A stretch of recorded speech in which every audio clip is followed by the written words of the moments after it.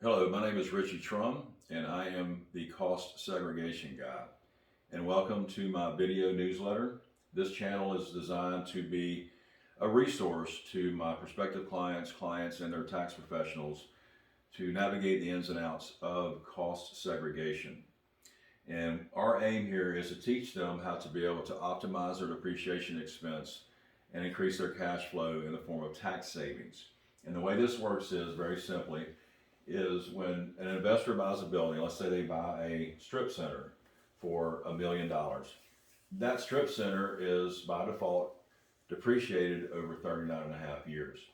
However, there are many components of that building that could be reclassified as either a 5 or 15-year asset.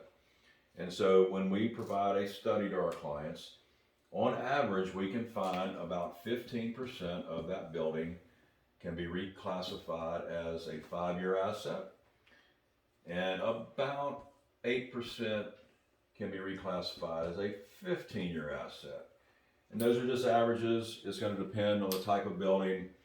For example, a self-storage facility is going to have fewer moving parts than, say, an office building, and so those percentages could vary somewhat.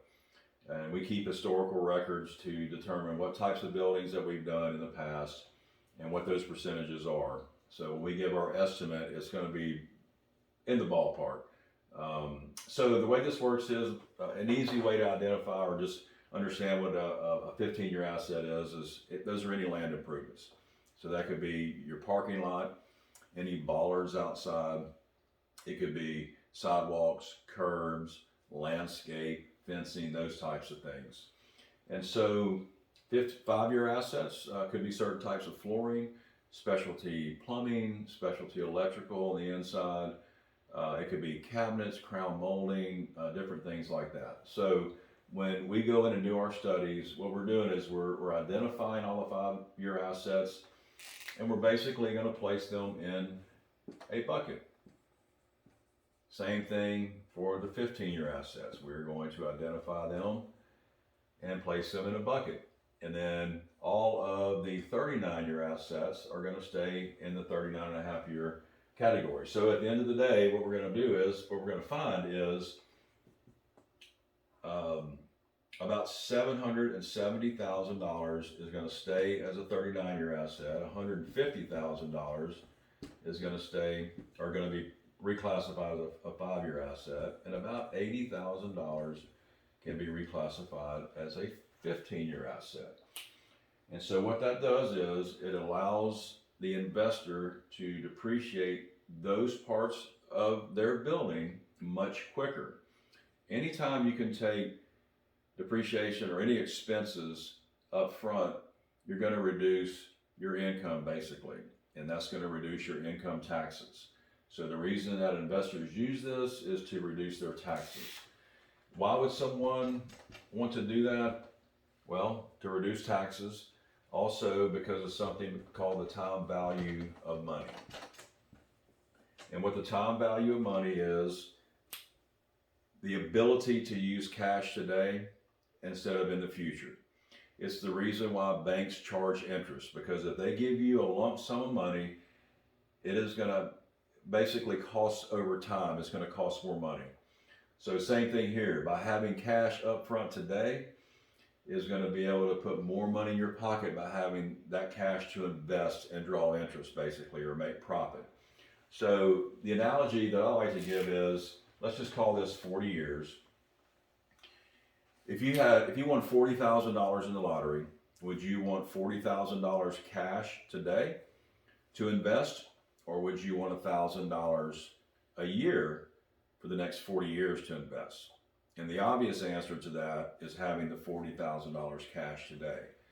So at the end of the 40 years, what that looks like is you're going to have 3 to 4 times more money in that bucket at the end of 40 years by having the $40,000 cash today than you would be investing $1,000 a year for the next 40 years.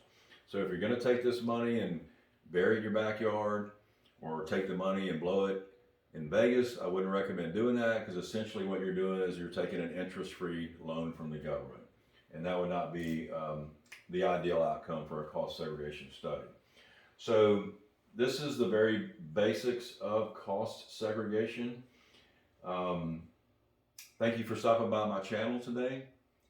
If you have a specific question regarding cost segregation, drop a comment down below in the comments section. Also, if you found some value in today's lesson, I would hit the like and subscribe button below as well, so you can be notified of any future content that comes out.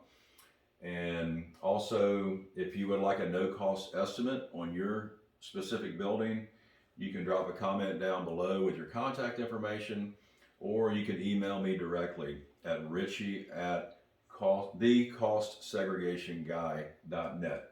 And that's RICHYTHESEGREGATIONGUY.net. Also, just a disclaimer here, I'm not a tax attorney, I'm not a CPA or an enrolled agent, not a tax professional of any kind. So before you would, if you find this information valuable, before you would actually implement it, you would want to go back to your tax professional, get professional advice. Today's video and any content that I produce is for educational purposes only, and so just use it as such. Again, thank you for stopping by today, and if you have any other questions or concerns, just put them in the comment sections below. Thanks.